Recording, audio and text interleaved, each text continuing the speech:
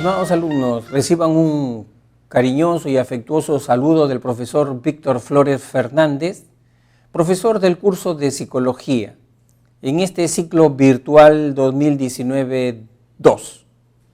En esta oportunidad vamos a desarrollar el tema sobre inteligencia. Acá vamos a ver cuáles son las apreciaciones que se tiene con respecto al comportamiento inteligente.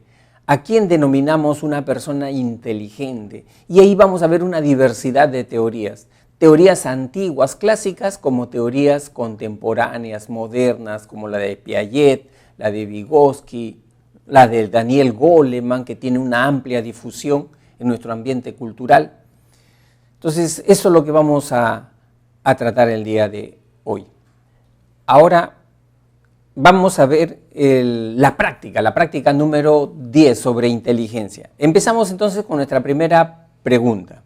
Identifica las situaciones en las cuales se usa la inteligencia cristalizada. Ya, tú tienes que estar viendo, inteligencia cristalizada, ¿a qué se refiere? Manejo de información, manejar información educativa, información cultural, de eso se refiere la inteligencia cristalizada. Entonces, en el enunciado 1, resolver problemas de tipo psicotécnico, cuando hay figuritas, imágenes, dibujos, ¿no? En el examen psicotécnicos que toman, ¿no? Evidentemente acá no estamos ante la inteligencia cristalizada. Enunciado 2, ubicar la falla mecánica de un automóvil. Si bien es cierto, el automóvil tiene las piezas, tiene estructuras en versión tridimensional, pero para que puedas arreglar necesitas una capacitación, necesitas una información, si no, ¿cómo podrías arreglar el motor de un automóvil? Por lo tanto, estamos ante un caso de inteligencia cristalizada. 3. Armar un mueble siguiendo las indicaciones de un manual. Armar un mueble siguiendo las indicaciones de un manual. Básicamente allí no hay tampoco una inteligencia, expresiones de una inteligencia cristalizada. Y la cuarta, elaborar el diagnóstico médico de un paciente. Las personas entendidas en esta materia tienen que estudiar, tienen que prepararse. Por lo tanto, reciben información especializada. Estamos evidentemente ante un caso de inteligencia cristalizada. En ese sentido, la respuesta correcta es la D. Porque el otro tipo de inteligencia, la inteligencia fluida, tiene que ver simplemente con razonar con imágenes, ¿verdad? Bien, pregunta número 2. ¿Existen personas que dentro de su campo laboral muestran habilidades para comprender y comunicarse con mucha facilidad con otras personas, como el caso de los profesores y vendedores? Según la teoría de Gardner, estas personas evidencian un predominio de su inteligencia. Entonces, esa capacidad para interactuar con otras personas, esa capacidad para persuadir a otras personas, para entender a esas otras personas, ¿con qué inteligencia tiene que ver? Como ustedes mismos están ya apreciando, es la inteligencia interpersonal de Gardner, ¿no? Un abogado, por ejemplo, debería desarrollar muy bien este tipo de inteligencia. Un administrador de empresas, muy bien, que dirigen personas, organizan grupos, deben tener este tipo de inteligencia. Bien, pregunta número 3. La inteligencia está considerada como un constructo hipotético que se aprecia en el comportamiento de las personas, de manera que se acepta que una persona inteligente es aquella que necesariamente, ¿qué es lo inherente al comportamiento inteligente? Te está preguntando. A, obtiene un puntaje elevado de coeficiente intelectual. Ese es un aspecto de la inteligencia, pero no es toda la inteligencia. B, elige la mejor solución entre varias para un problema, puede ser. Pero sigamos buscando, de repente hay algo más preciso. C, ¿ha desarrollado en forma notable su memoria? No, eso no es exacto. D, tiene una mejor creatividad que los demás. Ese es otro aspecto de la memoria, de la inteligencia. Por lo tanto, la respuesta ahí más precisa, correcta, es la B. ¿Quién es la persona inteligente? La que identifica la mejor opción, ¿no? La que resuelve el problema con eficacia, que resuelve el problema con eficiencia y lo resuelve rápido, no se demora tanto tiempo. Esa es la persona inteligente. Pregunta número 1, dice así: a pesar de no haber logrado superar la última entrevista laboral que tuvo, Franco se siente que no debe rendirse e incluso está convencido que puede prepararse mejor para la siguiente oportunidad. Según el enfoque que Goleman le da a la actividad intelectual, acá hay un problema. Goleman no se refiere a alguna actividad intelectual, Goleman se refiere a una inteligencia emocional. Entonces habría que corregirlo acá. Según el enfoque de Goleman, según el enfoque de Goleman, esto se tacha, porque Goleman no habla de actividad intelectual. ¿Qué rasgo de la inteligencia emocional está poniendo de manifiesto Franco? Entonces, ahí está bien. Evidentemente, cuando las personas nos alentamos a nosotros mismos, nos alentamos, ¿no? Nos incentivamos a nosotros mismos. Eso es una competencia emocional que tiene que ver con la inteligencia emocional de Daniel Goleman. Y eso a eso se le llama automotivación. La C, automotivación. Cuando yo digo, yo no voy a permitir que esa situación me venza a mí, ¿no? Sea superior a mí, ¿no? Yo puedo lograrlo, ¿no? Yo mismo me estoy motivando a mí mismo. Muy bien, pregunta número 2. Relacione los tipos de inteligencia propuestos en la teoría triárquica con las situaciones que ejemplifican a cada uno de ellos.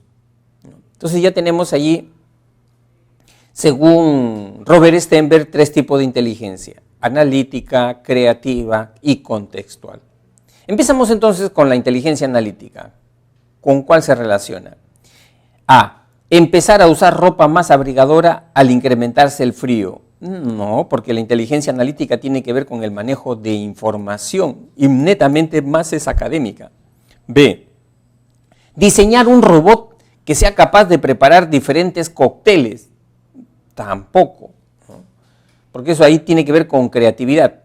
Y C, obtener el primer puesto en un examen de admisión a una universidad. Evidentemente que ahí se expresa más la inteligencia analítica.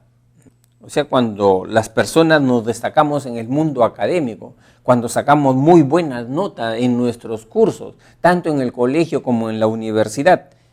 Esa es la expresión de la inteligencia analítica, según Robert Stenberg.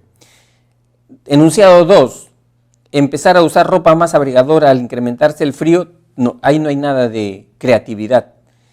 Diseñar un robot que sea capaz de preparar diferentes cócteles, ahí estamos viendo, ¿no? Un indicador de creatividad. Entonces el enunciado 2 es con la B.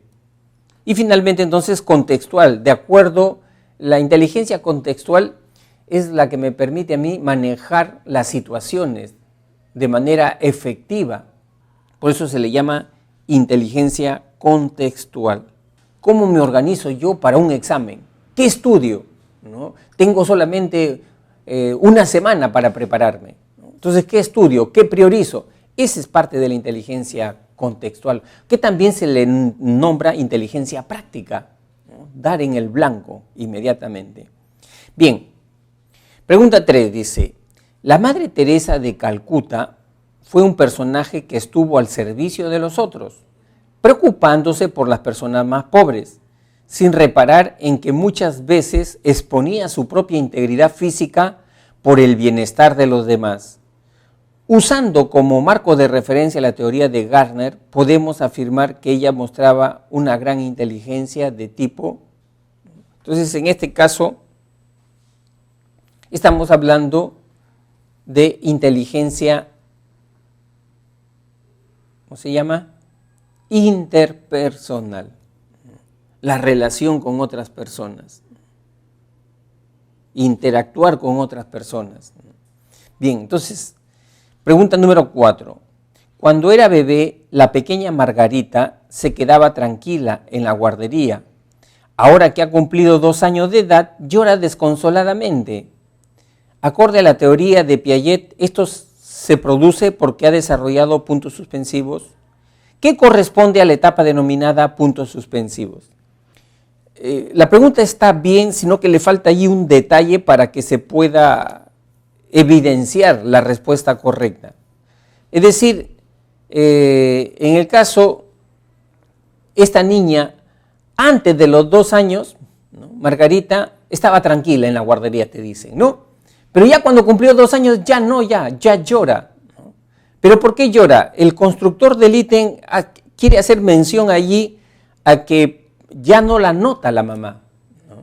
Porque ya no la nota, o sea, ya cuando tiene 2 años, la niña tiene conocimiento de que la mamá, existe la mamá, pero que está ausente en ese momento, por eso es que llora, ¿no? Eso es lo que ha querido dar a entender el constructor, pero no lo ha redactado ahí, ¿no? Entonces, ahora que yo te estoy dando esta información, ahí sí ya puedes identificar la alternativa correcta. ¿Cuál sería? Evidentemente, ¿no? La C, permanencia del objeto, la C. La permanencia del objeto se manifiesta, según Piaget, cuando el bebé o el niño comienza a tener ya huella mental, lo que llamamos memoria, ¿no? Entonces tú a un niño, por ejemplo, delante del mismo niño, antes que tenga permanencia del objeto, un osito de peluche lo escondes debajo de una sábana, debajo de un mantel, para ese niño ese peluche no existe. Nunca ha existido, ¿no? Ve solamente la sábana. ¿Por qué? Porque no tiene huella mental. Pero ya un niño a partir de los 2 años, escóndele ese osito de peluche debajo de un mantel, el niño ¿qué cosa va a hacer? Lo va a buscar y lo va a encontrar, ese osito de peluche, porque sabe que está ahí. Entonces a eso le llamó permanencia del objeto. ¿En qué etapa se encuentra? En la etapa sensorio-motriz, ¿no? Bien. Seguimos entonces. Pregunta número 5, dice así: tomando en cuenta los planteamientos teóricos sobre inteligencia, identifique los términos que completan el enunciado siguiente. Cuando una persona resuelve con facilidad un crucigrama, está usando, según Cattell, su inteligencia, puntos suspensivos. Pero según Stenberg, la inteligencia a la que más recurre es la puntos suspensivos. Es decir, cuando yo agarro mi crucigrama, ¿no? En el diario El Comercio, el día domingo, ¿no? Esa hoja, toda página ahí, ¿no?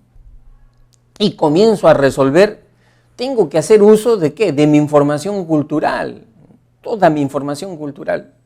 Y toda esa información que tiene que ver con mi nivel cultural, Cattell le ha denominado inteligencia fluida o cristalizada. Como tú puedes apreciar, es la inteligencia cristalizada, ¿no? La inteligencia cristalizada tiene que ver con el manejo de información educativa, cultural.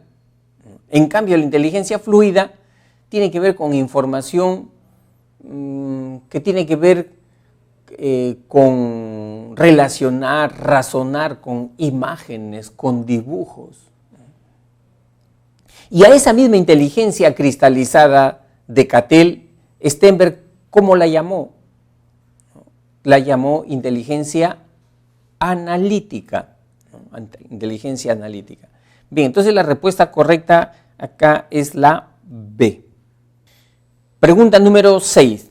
Dice, durante una entrevista de selección de personal, a un postulante se le pregunta por el significado del refrán: a mal tiempo, buena cara. Acorde a la teoría de Piaget, para que dicha persona pueda hacer una adecuada interpretación del mismo, debe haber alcanzado un desarrollo intelectual correspondiente a la etapa. Revisemos. Piaget nos habla que hay 4 niveles de desarrollo intelectual, o la inteligencia: sensorio motriz, preoperacional, lógico concreto y lógico abstracto, ¿no? O de las operaciones formales. Una persona, para que tenga un alto nivel de abstracción, para que la persona tenga ese alto nivel de abstracción, necesita estar en la última etapa del desarrollo. O sea, para que tenga un pensamiento hipotético deductivo, para que pueda hacer analogías, metáforas, ¿no? Entender analogías, metáforas. Tiene que estar en el último nivel de desarrollo intelectual, ¿no? Y ese último nivel de desarrollo intelectual es el pensamiento operacional formal de Piaget. En este caso es la alternativa C. Pregunta 7 dice: en una prueba psicotécnica se ha propuesto el siguiente ítem. Para poder resolverlo, el sujeto evaluado tendrá que apelar a una de las aptitudes mentales primarias propuestas por Thurston, denominada. Entonces Thurston habla de que la inteligencia no tiene un factor general, sino lo único que tienen son aptitudes específicas. Evidentemente, con esta gráfica yo voy a trabajar en base a información que tiene que ver con espacios, tiene que ver con dibujos, y a ese tipo de tareas, para poder resolverlas adecuadamente, en la terminología de Thurston estamos hablando de la habilidad espacial, la B, ¿no? Y si me dijeran a mí, Cattell a esta habilidad le llama, ¿qué tipo de inteligencia? Ustedes ya conocen, inteligencia fluida, ¿no? Esa es la inteligencia fluida, que es la inteligencia, cómo razona mi cerebro, sin educación, sin instrucción, ¿no? Simplemente analizando los detalles de esos dibujos, ¿no? Bien, pues, entonces, estimados alumnos, hemos concluido entonces con la práctica y la teoría de la semana número 10 sobre inteligencia. Nuevamente, invitarles a que revisen los conceptos. Siempre, como les digo yo a mis alumnos, hay tópicos que son sensibles de venir en la evaluación del examen. Y en este caso, en el caso de inteligencia, siempre resalten bien esos tópicos. Ahí tienen que ustedes diferenciar muy bien las inteligencias de Cattell. Siempre vienen preguntas sobre eso, inteligencia fluida, inteligencia cristalizada. Como el alumno a veces le cuesta trabajo diferenciar, el evaluador presenta este tipo de preguntas. Y luego los tipos de inteligencia que habla Howard Gardner y la de Robert Stenberg son los que más se preguntan. En todo caso, cualquier duda, estimados alumnos, plantéenlos. Yo estaré presto para resolverlo. Bien, nos vemos entonces. Hasta la próxima semana. Adiós.